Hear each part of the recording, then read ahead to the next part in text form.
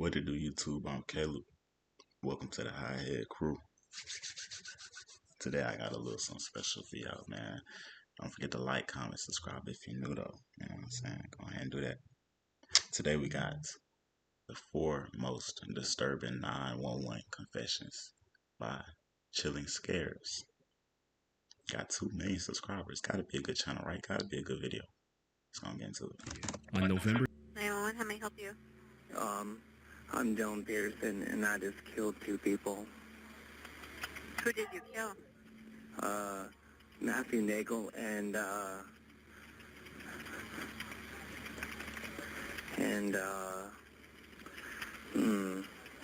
Mrs. Nagel, What? I guess. at around 7 a.m., a 25-year-old Dylan Sign in the Peterson dialed 911 and casually admitted to committing a double homicide. He sounded disinterested, almost bored while describing the details of what he did. And how did you kill them? With a knife. Are they there too? Not anymore. Where are they at? Well, they're here physically.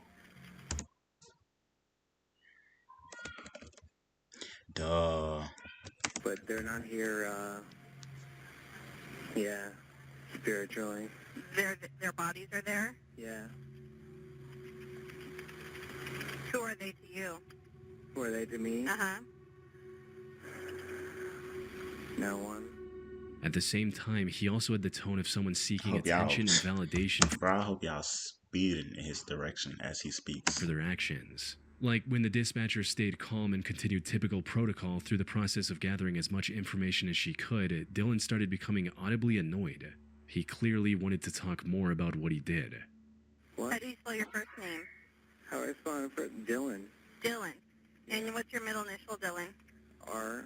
And your date of birth?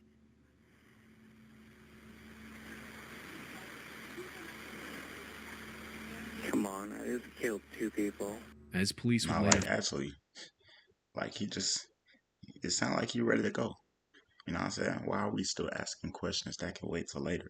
Capture this man immediately. find out, Dylan wasn't lying about the murders. The 2 people he killed were his friend Nick Nagel's 45-year-old mother Sandra and 15-year-old younger brother Matthew. Dylan was enrolled at the Western Culinary Institute in Portland and was renting a room with the Nagel family while he attended college. As he described the situation on his confession call, one thing became clear. Dylan had no intention of running away. However, one thing that remained vague till the very end was his motivation for committing this violent crime. I Okay, killed well- 2 people. It's awful. Why did you kill them? Why? Uh-huh. Why? Oh, come on. I killed 2 people. I understand that, Dylan. I don't even think he sounds right in the head right now. Like, this needs further investigation. But not right now. Go get this man, bro. Y'all should be doing a 40. What's the fastest time in the 40? I don't know. I think they'd be saying like a 40 flat. I need to be hitting a 40 flat straight to his door. You know what I'm saying? Got that? It's Yes. that simple. I killed 2 people. I Okay. killed them. Why did you kill them? Why? Yes. Because Why? I was born to. When officers What? arrived at the scene, they found What? Dylan near the front door, just as he What? That's crazy, bro. mentioned on the call. They instructed him to come out of the house with his hands above his head, and he complied without saying a single word. He didn't resist arrest or say anything in defense. Inside, officers found the bloody remains of his 2 victims with signs of a struggle from both. Unfortunately, we'll likely never know what happened that day. Dylan later accepted a plea deal to avoid the death penalty in exchange for over 57 years in prison, Damn. all without ever talking about his motive or presenting any argument to justify his actions. From what we know, this 57? Damn. It's a long time. was a random, tragic act of violence from a deeply mentally unwell man. The way he calmly confessed to everything without a shred of remorse bordered on psychopathy. There are 2 people dead, and it's bloody, and it's gross. Okay, how long ago did you do this? After I knew both of them were dead? No. How long ago did that happen? Are you sure that they're How dead? long ago? Yes. Oh my goodness. Where do these questions from now, bro? I ain't gonna lie. I don't know how the system works, but this woman needs her job taken. You're amping him up. That's the only thing you're doing. Oh, poor Sandy just stopped breathing. Poor Sandy just stopped breathing. Poor Okay. Sandy. Bro, he's going crazy. That What? said, Dylan was never formally diagnosed. Not even diagnosed. On December 31st, 1980, What the are 911 questions for? dispatch center in St. Paul, Minnesota received an anonymous call about a potential murder at around 3 a.m. The person on the other end sounded hysterical as they described the situation. Yes, please, this is an emergency. Please send a squad to Pierce Butler Road, Molenberg Manufacturing Company, machine shop. Please, there's an ambulance too. There's a girl hurt there. Can you tell me what happened to her? Just hurry, she's laying on the ground in the back by the railroad tracks, by the edge here. Hurry. What's the address? I ain't gonna lie. When was this recorded? I mean, like, this situation here. Because I hate to, you know what I'm saying, live in the 90s and have to, you know what I'm saying, call up 911 with my, what's the word? With my muffled voice, you know what I'm saying, coming out this 1999 telephone speaker. I would hate that. Because you just got me repeating myself and stuff. I'd be so hot. I can't do it. This almost sounded like a prank call, but when officers arrived at the provided Literally, it location, sounds like a prank call, but I'm just understanding, you know what I'm saying, the situation. I'm grasping it. This probably happened like at least 20 years ago. So they discovered 20-year-old Karen Poddock lying in the snow.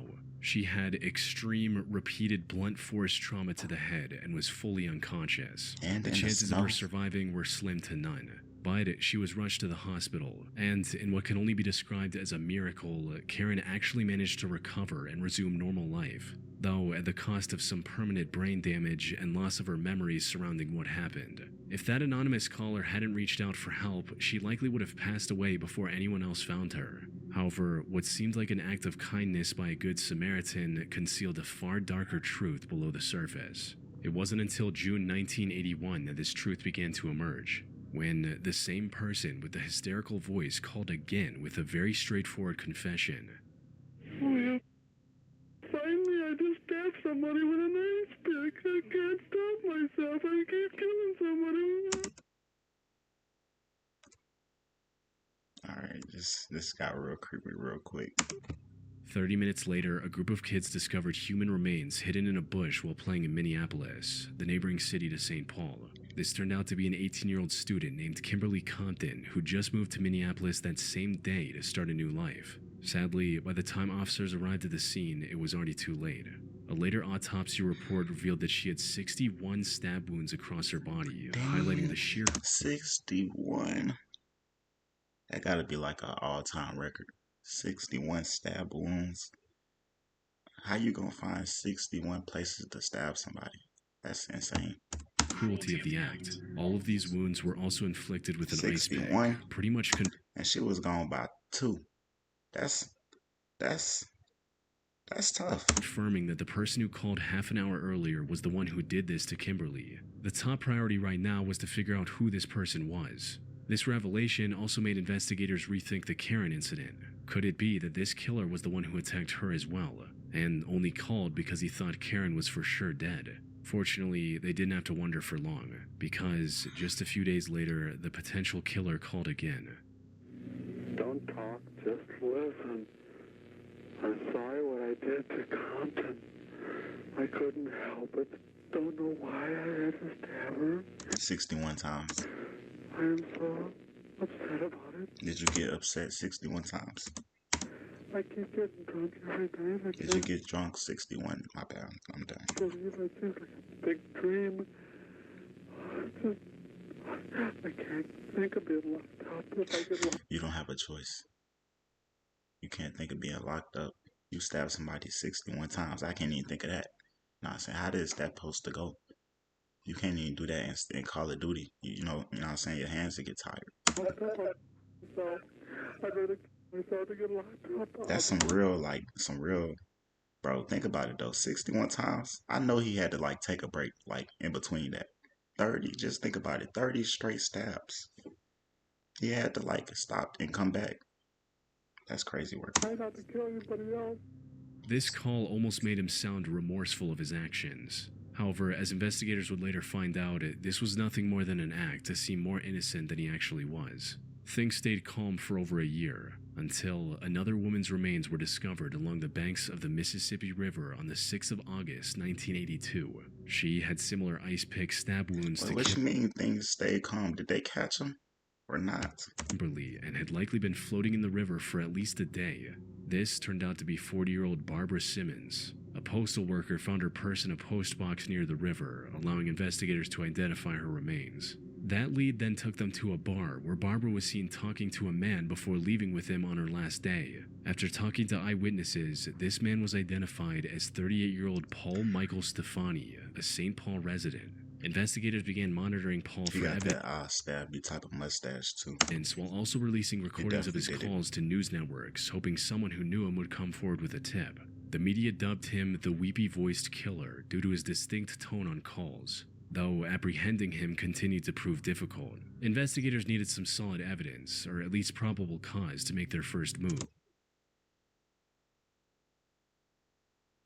Luckily, Paul provided that opportunity himself on August 21 when he tried to lure in and attack 21-year-old Denise Williams, but Denise managed to successfully fight back. She ended up injuring Paul and escaped with the help of a passing stranger. Paul, on the other hand, returned home and tried to call an ambulance for himself, and that's when his luck ran out. The emergency dispatcher recognized his voice from the news segments, resulting in a police car showing up right beside the ambulance and arresting Paul on the spot. He stood trial in 1983, and while he managed to evade any charges for Karen 1983. and Kimberly due to insufficient evidence, he was charged with the murder of Barbara and the attempted murder of Denise. Paul was eventually convicted on both counts and sentenced to 58 years in prison. That's But it. that's 58 years. Do the math, bro. Not only did he stab somebody 61 times, but he got caught trying to do something to somebody else. Where is the math in here? not where his story ended. You see, Paul found out that he was dying of cancer in 1997 and had only a few more months to live at best. So, in a move no one saw coming, he not only confessed to the Karen and Kimberly cases, but also named a fifth victim that the police didn't even know about, 33-year-old Kathleen Greening. He eventually died in June 1998, marking the end of the weepy-voiced killer. On the morning of December 9, 2010, police in Naples, Florida received a heartbreaking 911 call from a 14-year-old boy desperately seeking help. Okay, what is your name? Alex, Alex, what's going on? my parents were shot. Your what? My parents were shot. Your parents were shot? Yes. Stay on the line, okay? Alex, how old are you? I'm 14. 14, where are they now? They're in the bathroom. This was an all-around terrible situation to be in. But here's the thing. Alex's parents weren't shot by an intruder or something along those lines. In a shocking twist, Alex claimed that he was the one who shot his own parents. However, he also claimed that it wasn't on purpose and that he did it in his sleep. According to him, he woke up What? What? also claimed that it wasn't on purpose and that he did it in his sleep. According to him, he woke up in his parents' bedroom with a firearm in his hand and both parents bleeding in the bathroom. Okay, who shot your Right. parents? Right. I did. You did? Okay, stay on the line with me, okay? Okay. Let's get you some help. Was it an incident, Alex? How did this happen, sweetie? I don't know. You don't know? First thing I was sleeping, the next thing I know, I had to cut my hands on the ground. Okay. Alex, is there anyone else in the house with you, sweetie? Oh, you gotta hurry. Huh? You gotta hurry. We're on the way, okay? The dispatcher then gathered as much as she I'm just not believing that. He said he was sleeping, and then he woke up in his parents' room with the gun in his hand, and his parents were on the ground in the bathroom, bleeding out. It doesn't make sense, you know what I'm saying? Now, if you want to say you blacked out, you know what I'm saying, for a second or two, that's cool. But it just takes way too many steps to get there for to not remember a thing. You know what I'm saying? It's just not, it's not clicking for me. No. could, while also instructing him to go outside and wait for the officers to arrive. The call lasted about 10 more minutes. this house right here. I'm not believing, you know what I'm saying, that a 14-year-old just you know what I'm saying, just naturally having that on her, just waking up. It took steps to get where you were. During which Alex stayed adamant that he didn't know how it all happened. He also tried calling out to his parents multiple times, but they weren't responding. Aside from tragic, the whole situation was extremely bizarre, something that would stay a part of this case as it moved forward. The officers arrived just before 9 p.m. and immediately rushed inside to check up on Alex's parents, 40-year-old Thomas and 39-year-old Kelly. Sadly, both of them had passed away by that point. They had a single gunshot wound each, and the firearm was in the bathroom with them. Alex was taken into custody and was later charged with 2 counts of second-degree murder. He was also tried as an adult, resulting in him getting sentenced to 20 years in prison, with the earliest possible release in August 2028. However, despite pleading no contest to the charges, Alex never changed his story. So, what happened here? Did he actually shoot his parents while sleepwalking? Well, it's Well, unlikely. that's what they took. You know what I'm Reports saying? of people Clearly, they committing believed heinous that they only gave this man 20 years. crimes while getting sleepwalking out aren't next year. exactly new and date all the way back to the mid-1800s. However, none of these cases included any real evidence to prove the sleepwalking claim. Examining them closely shows that they were essentially hoaxes the criminals created to avoid accountability for their heinous actions. This is obviously not to say that sleepwalking isn't a real thing. It most certainly is, and people suffering from it can do some fairly complex-looking tasks. However, almost all of these tasks are a part of that person's daily routine, like brushing their teeth, dressing up for work, eating, and in some rare cases, even driving while still asleep. But in Alex's case, I've never he seen that. somehow found his way into Yeah, I think that's true. You can drive while you're still asleep. his parents' bedroom, located the firearm in the closet, loaded it, perfectly aimed at, and shot both parents individually before waking up. Exactly, This is that's what I'm simply saying. too complex of a task to perform while sleepwalking. Not to mention the fact that Alex had no history of a sleep disorder prior to this incident. Another oversight in this explanation is how both of his parents were conveniently in the bathroom together when it all went down. There was also a small chance of an external influence, like someone older somehow convincing Alex into ending the lives of his own parents. But from what I was able to find, the investigators found no clues pointing in that direction. This leaves the most obvious and also the most likely theory, that Alex did this due to how his parents were treating him. During the trial, he went through psychological evaluation twice, and while the full results were never made public, Alex's attorney claimed that what drove him to kill his parents was a psychological component that doctors have identified, which does not excuse criminal conduct, but helps explain it. It doesn't confirm anything That's it. outright, but it does suggest that Alex may have had a plausible motivation. An interview with a neighbor also provided more insight into their day-to-day lives, with them describing Alex's parents as controlling. They also mentioned an incident where Alex got in trouble for lying, stealing, and trying to run away from home, and how it ended with Alex being grounded inside the home for a long time. However, That's it right there. That's all it takes. You know what I'm saying? Some people can't handle that. many neighbors questioned by investigators also have argued the that this was motive. normal parental behavior and that nothing they did crossed the line. So, while the theory that Alex committed the crime as an act of revenge is the most plausible, there is still little evidence to support it.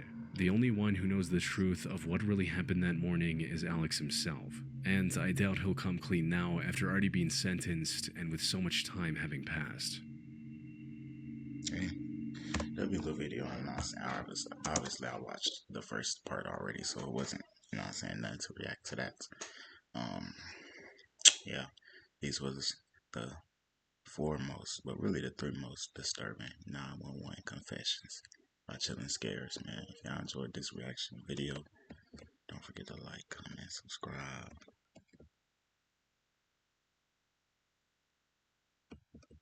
Let me know what you want to see next, man. What a 2K.